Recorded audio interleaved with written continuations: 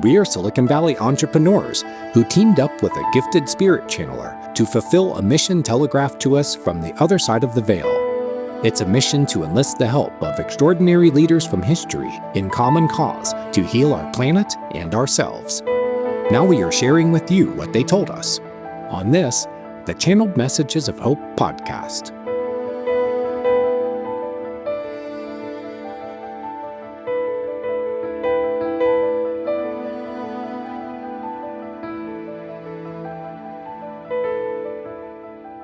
Hi, I'm your host, John Thomas, and I remember the 1960s.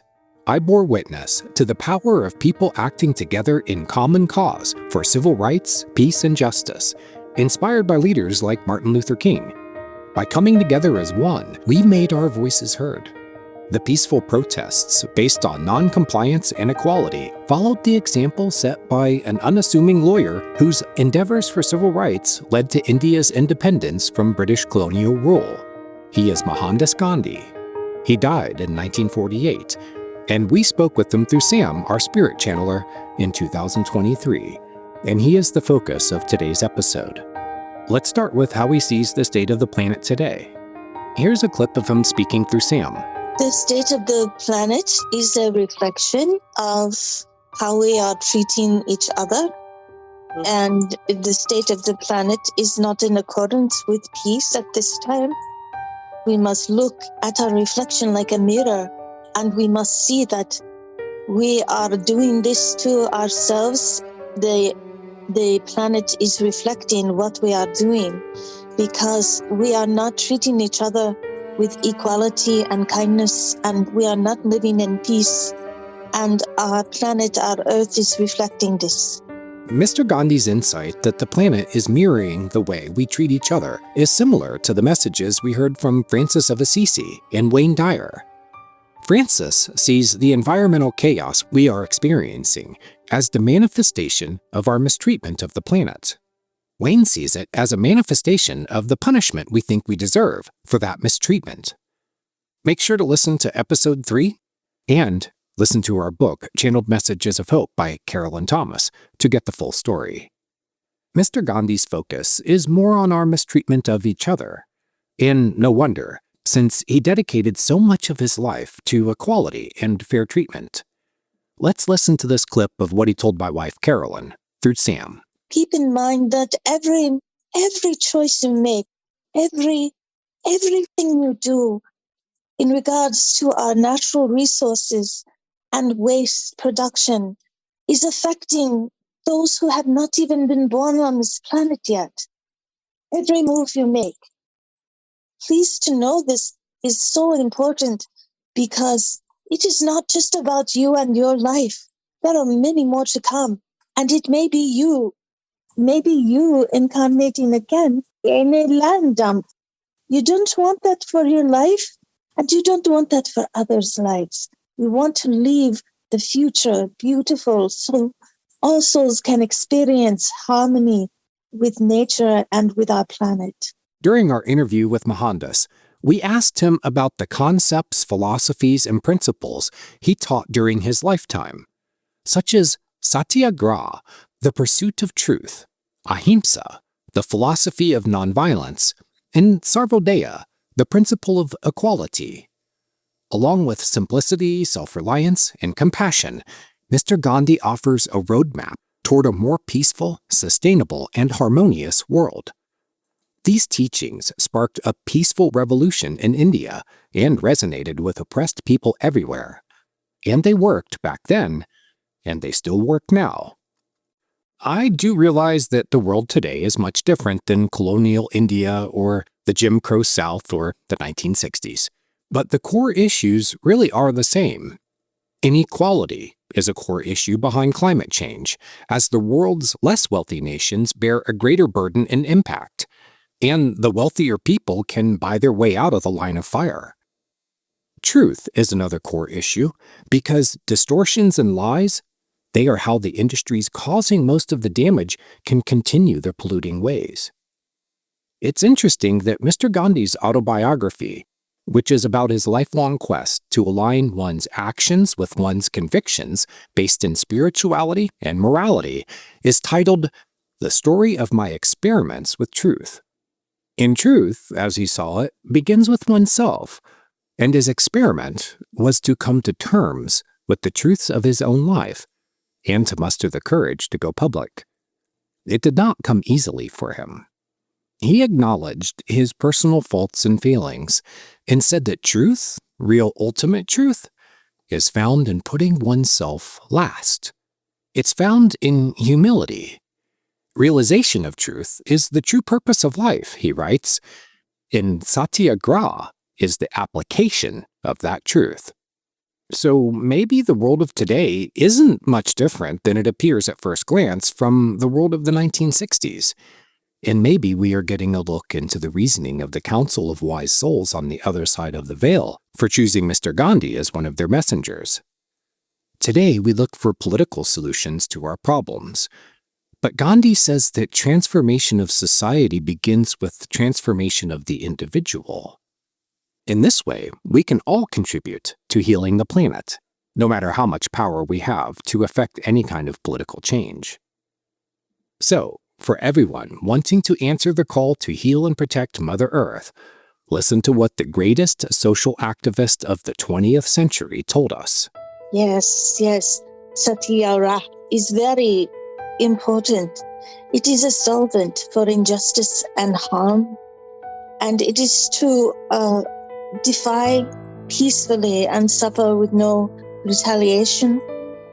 And this is non-violence, passive resistance.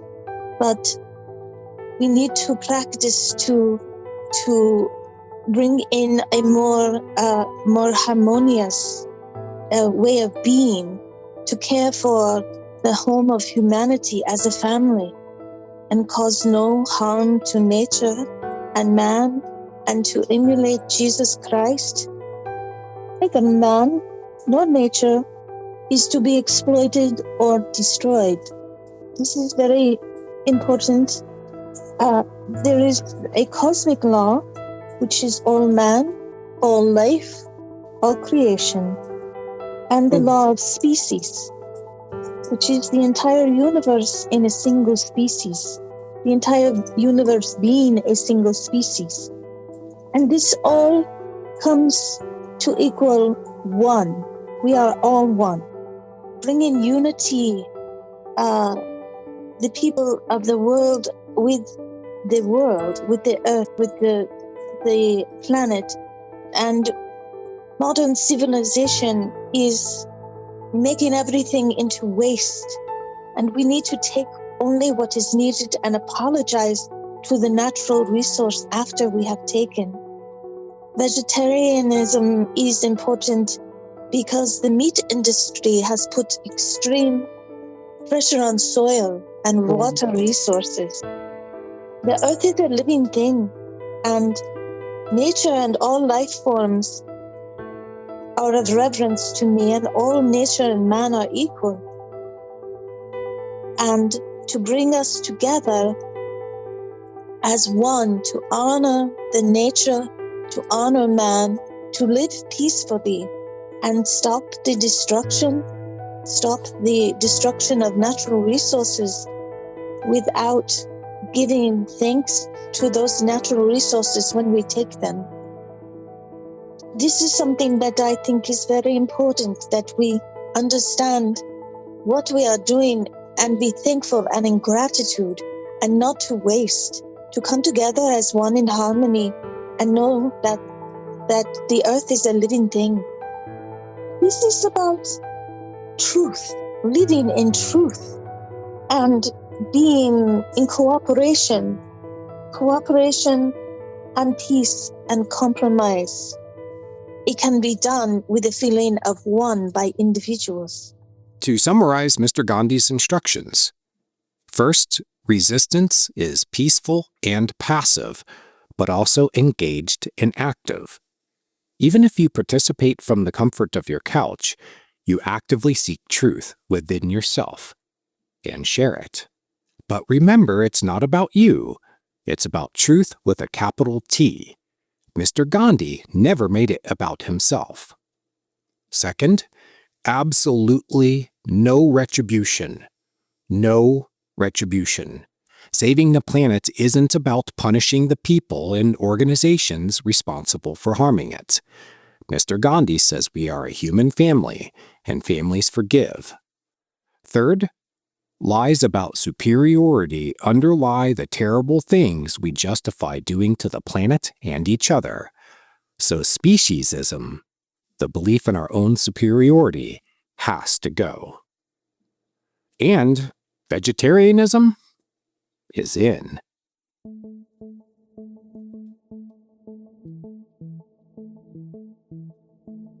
There's another great truth breaking through into awareness at this time.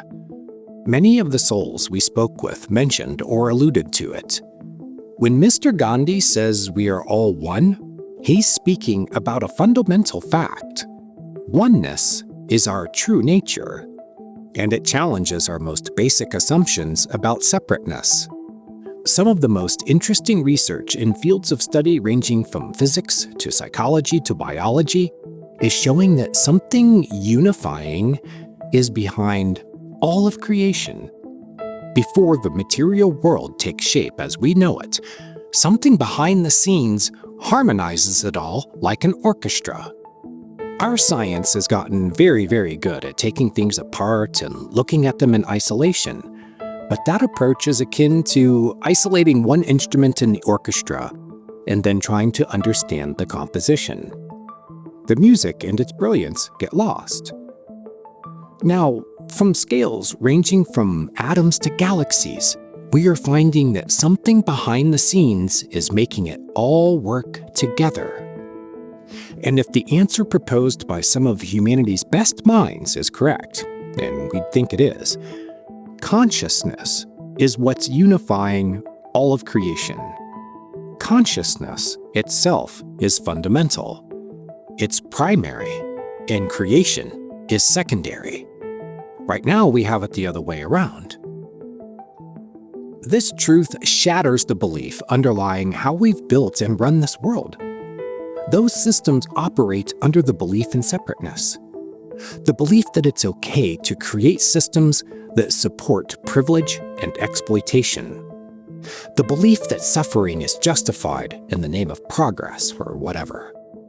Penetrate to the bottom of what Mr. Gandhi espoused, found both in our interview with him and in his teachings and in the example he set through the grand experiment he called his life, and put it together with consciousness being primary.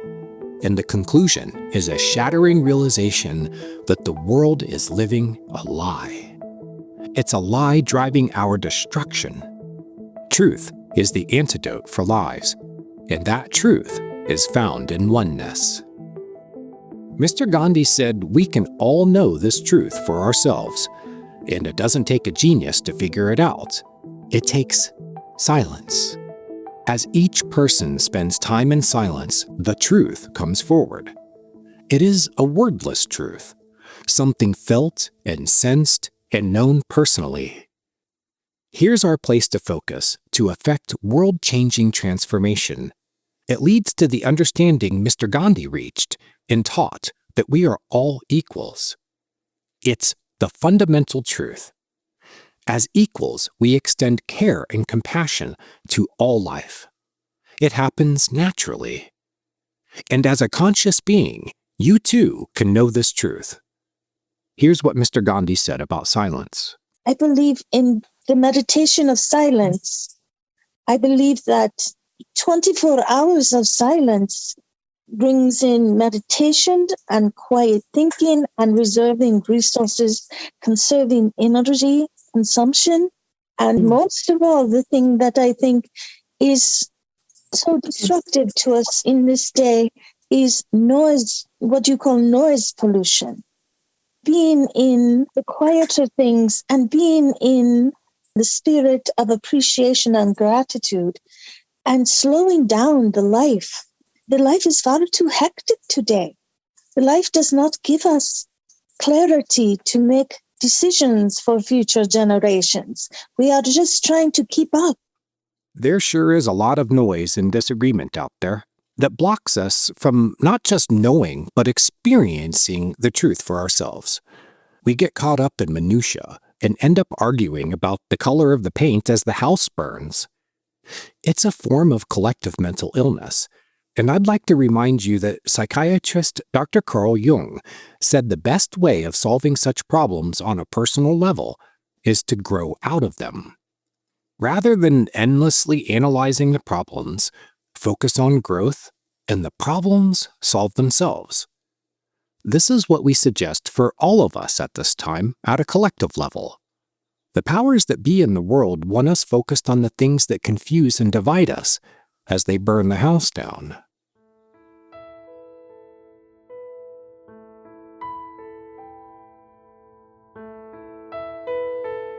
As an engineer and founder of a Silicon Valley technology company, I'm well aware that the world does not operate the way Mr. Gandhi and the council want it to. Money makes the world you and I operate in go round and round. Success is measured in terms of profits, and esteem is measured in dollars and cents. The people at the top of the pyramid think of themselves as superior because they are very successful at the money game. And out of necessity, we are all forced to participate in that game. Mr. Gandhi is a big believer in self-sufficiency and the collective sharing of resources, while also providing incentive for individual initiative. At some point, we are going to have to confront the reality that our economic system must change if we are to save the planet. Otherwise, capitalism will suck it dry. I don't know what the alternative is, but it's long past the time for that discussion to happen. Recently, I came across research out of Dartmouth College showing that the top 10 fossil fuel companies are responsible for $14 trillion in damage to the environment from heating alone. It doesn't include the damage from wildfires, droughts, and hurricanes caused or exacerbated by greenhouse gas emissions. These companies generate extraordinary wealth for themselves while basically screwing the rest of us. The souls on the other side say that the solution to our energy problem is in development, the replacement for fossil fuels, but it could still be decades away from full implementation. In the meantime, there are some states in the US that are using the research from Dartmouth, which was published in the journal Nature, by the way, as the basis for lawsuits to recoup the damages. This is encouraging news.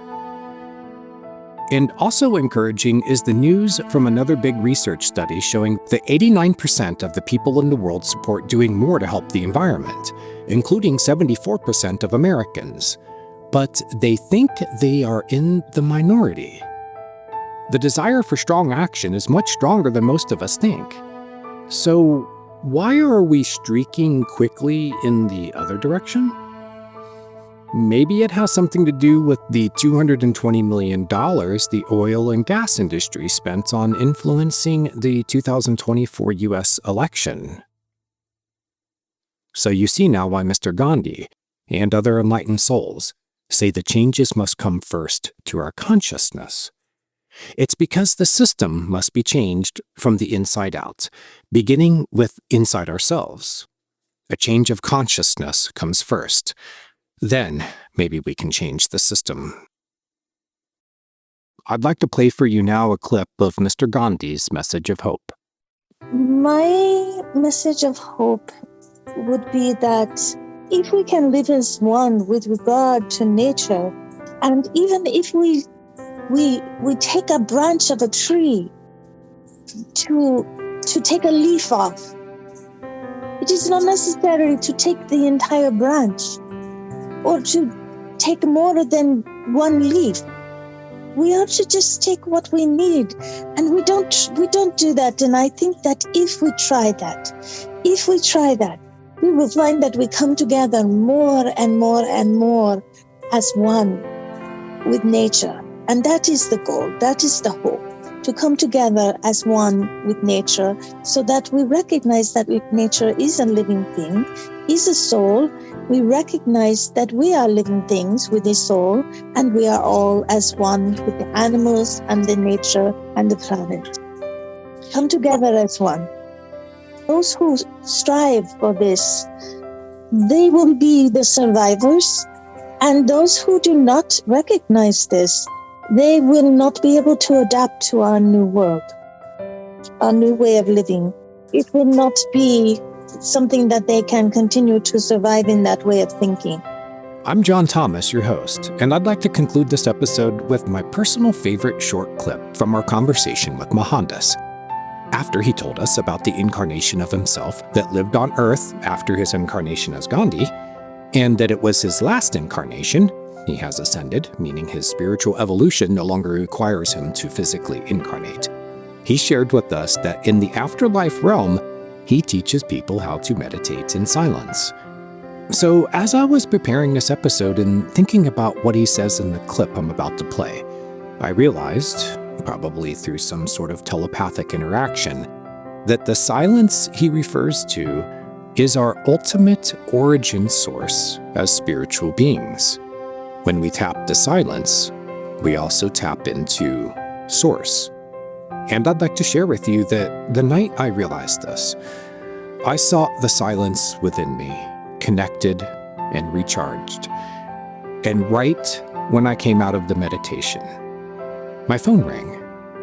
A crisis needed my attention. And the silence gave me the resources to meet the challenge. In fact, while in the thick of it, I remembered Mohandas' teachings and put them to use to solve the crisis. Compassion, engagement with the heart as well as with the mind, and no retaliation or retribution. And it began with me putting myself in the right place spiritually. Crazy timing, huh? These things seem to happen all the time when you connect with the other side. Read our book, Channeled Messages of Hope, to learn or get this wisdom. Listen to the audiobook. I'll put a link in the show notes so you can grab it at Amazon. These sorts of insights are found all throughout our conversations with the souls on the other side. You really need to experience this for yourself. Thank you for joining us. We look forward to next time. And now here's Mr. Gandhi. Just because you die does not mean everything goes quiet.